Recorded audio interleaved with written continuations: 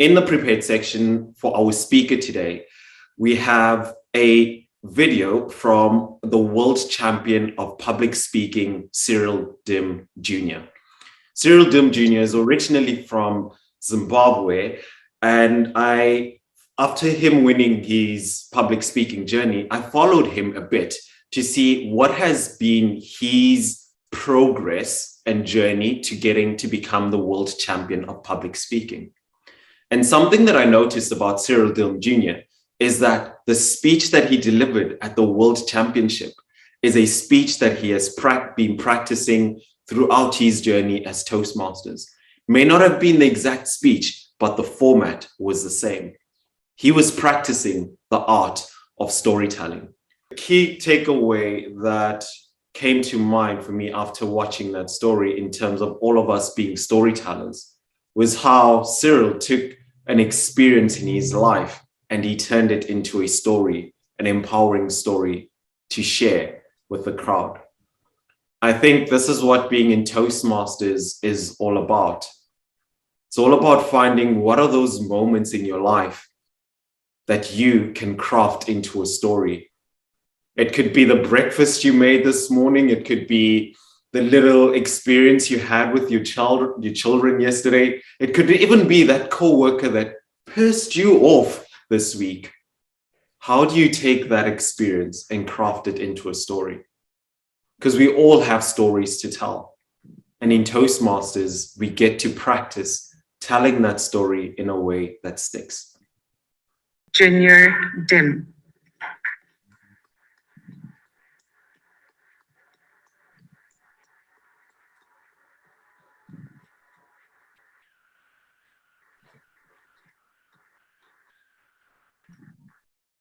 Thank you, contest chair. You're welcome.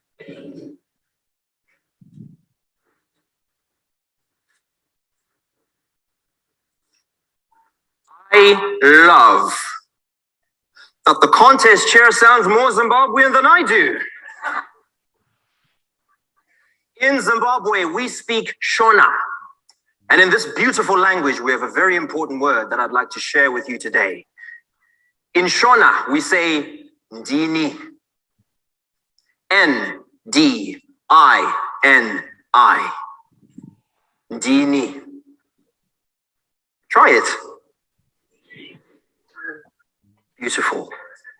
It means, this is me. In my language, we have one word for this very important phrase. This is me. Ndini.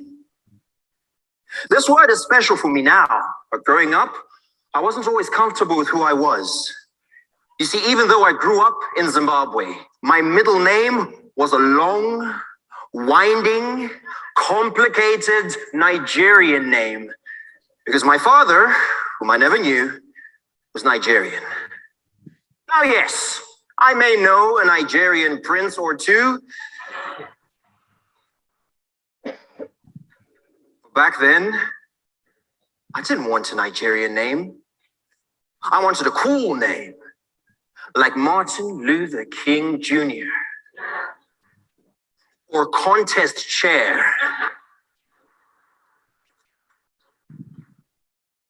The other kids would make fun of me. They said my name was useful as a password.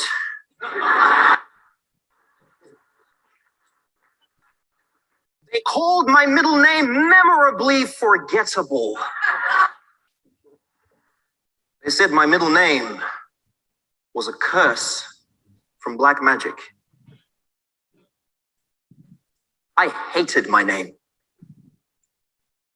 Have you ever hated something about yourself? I would argue with Mom.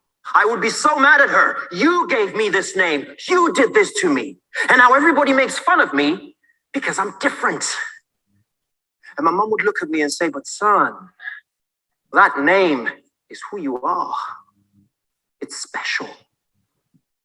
You know, your middle name means that what God has done, no man can change. And I said, Mom, man has changed many things. Okay, look at Chihuahuas. That used to be a wolf.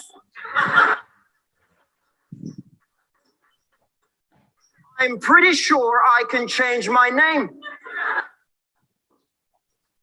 And I did. As soon as I turned 18, I had my middle name removed from all my documents. It became my best kept secret. And I have not said that name once ever since.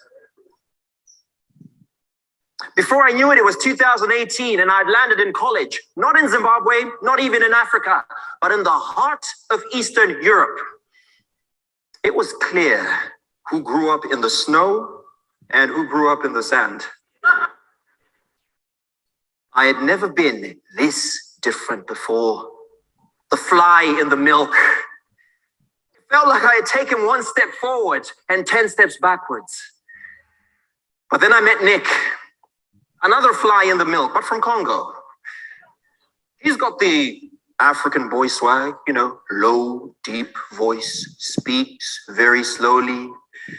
He's like Mufasa, but in slow motion. We're in the library one day and Nick drops his ID. And like a good friend, I pick it up and proceed to read it out loud, including his full name. Nicholas Rolling Suini Bitubi.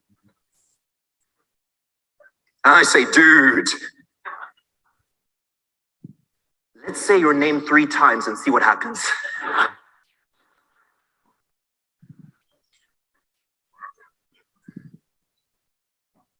I knew exactly how those words must have felt. But Nick was ready.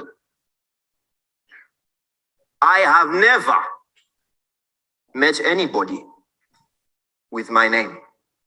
It was a gift from my grandfather, and I like it. We laughed, and we got kicked out of the library. But in my heart, I was 18 again, seeing in Nick what I didn't have for myself: acceptance. And for the first time, I started looking around and I realized we're all different. Even Nick was different. But he wasn't just different. He was special because he accepted himself. And for the first time in a long time, I wanted to accept myself too. I looked myself in the mirror and said, Ndini, this is me. I know that many of you out there at some point in your life have felt uncomfortable being who you are. Maybe it was your name.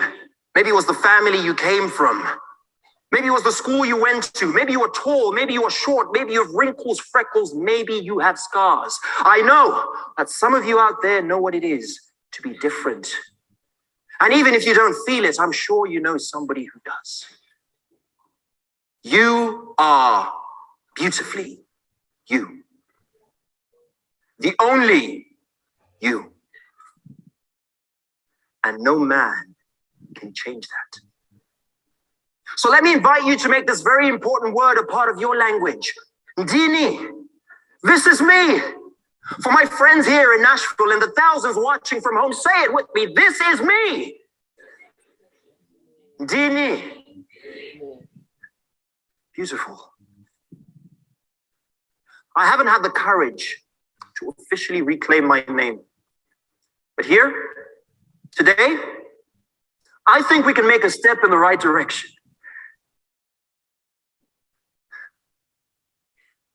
I was born Cyril Jr. Uche Chukwumere Dim. And this is me. Ndini.